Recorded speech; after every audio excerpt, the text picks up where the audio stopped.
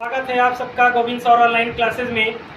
आज आप लोगों के लिए कक्षा 12 के लिए बहुत ही बढ़िया टॉपिक लेकर आए हुए हैं जो परावैद्युतांक है। परावैद्युतांक कक्षा 12 में हमेशा जो है कि पेपर में देखने के लिए मिलता है। तो परावैद्युतांक बहुत ही इम्पोर्टेंट आप लोगों के लिए होगा और स्क्रीन पे हो सकता है आपको थोड़ा सा धुंधला दिखाई दे, चेहरा ठीक से दिखाई ना दे, तो उस पर ध्यान न देकर जो आपको बोर्ड पे बताया जाएगा, समझाया जाएगा, उस पर ज़्यादा फोकस कीजिएगा। तो आइए वीडियो को स्टार्ट करते हैं। चलते हैं परावैद्युतांक। परावैद्युतांक जो इसमें जो है कि काफ़ी बच्चों को बहुत ज़्यादा जो है कि दिक्कत आता है। तो इसको जो है कि बहुत ही आसान तरीके से जो है कि सीखते हैं कि परावैद्युतांक क्या होता है। तो सबसे पहले देखिए, परावैद्युतांक के लिए एक हम फार्मूला लिखते हैं। इससे आपका बहुत ही आसानी से आप लोग इसको देख सकते हैं और सीख भी लेंगे। इसके लिए वायु में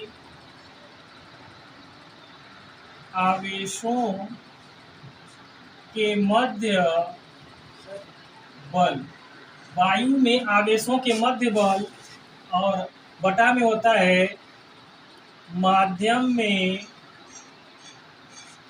आवेशों के मध्य बल। वायु में आवेशों के बीच जो है कि मध्य बल और माध्यम में आवेशों के मध्य बल।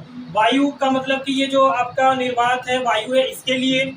माध्यम के लिए जैसे आपका कोई माध्यम मिल जाए, जैसे जल मिल गया, उस माध्यम की बात हो गया। आपका कोई ठोस पदार्थ मिल गया, कोई गैसीय पदार्थ मिल गया, यानी कि किसी पदार्थ के बीच में अगर बात हो तो वो आपका एक प्रकार का माध्यम होगा। माध्यमों के बीच में अगर आवेशों के मध्य जो बल लगता है वो आपका होता है Fm।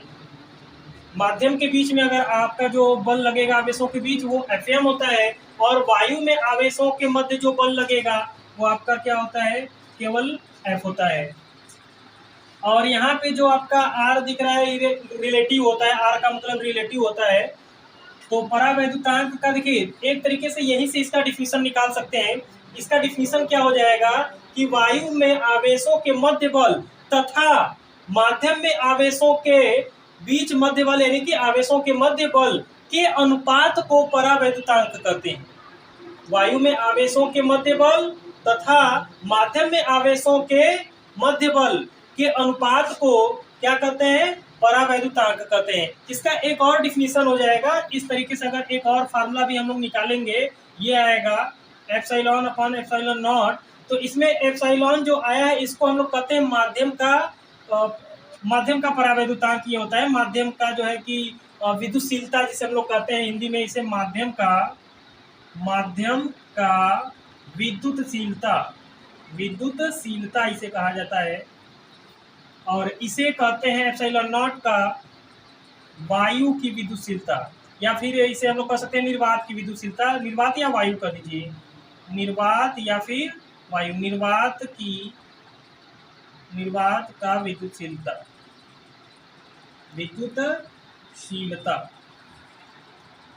तो आपका इससे क्या डिफिनीशन बनेगा परावैद्युतांक का, दोनों डिफिनीशन सेम है। इस फार्मूले से यही फार्मूला आपका निकल कर आएगा, भी डेरिवेशन इसका होगा तो इसी से ये निकल कर आएगा।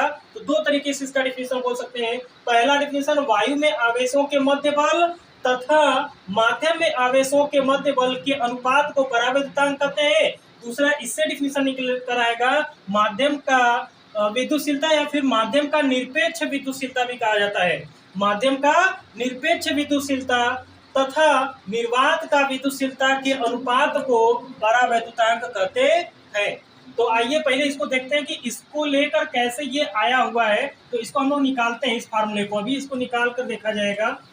तो ये रहा इसका डिफिनीशन। अब इसको इसका डेरिवेशन भी अगर सीखना है तो देखिए इसका डेरिवेशन कैसे हम लोग निकालते हैं। आवेशों के मध्य बल, अगर वायु में आवेशों के मध्य बल, तो कूलाम के नियमानुसार आप लोग सीखे होंगे। कूलाम का नियम क्या होता है, F बराबर 1/4 pi epsilon not into Q1 into Q2 upon R²। ये जो है कि आपका कूलाम के नियम का फार्मूला है।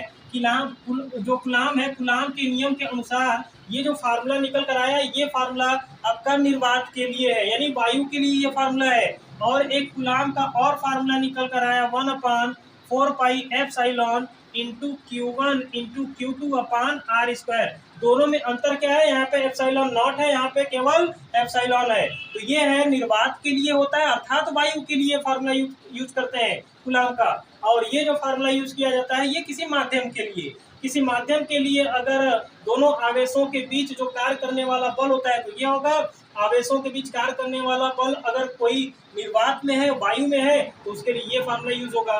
तो इसको मान लेते हैं समीकरण 1 और इसको मान लेते हैं समीकरण 2। तो समीकरण 1 जो यहाँ पे यफ है, इसे हिंदी में क्या कहते हैं, वायु में आवेशों के मध्य बल है। तो यहाँ पे वायु में आवेशों के बीच मध्य बल है, तो इसका आपका हो जाएगा, यहाँ पे इसका मान रख देते हैं 1/4 pi epsilon not into Q1 Q2 upon R square, और होल बाई क्या है आपका, ये एफएम है। एफएम यानी कि ये माध्यम का परावैद्युत आपका माध्यम का बल हुआ।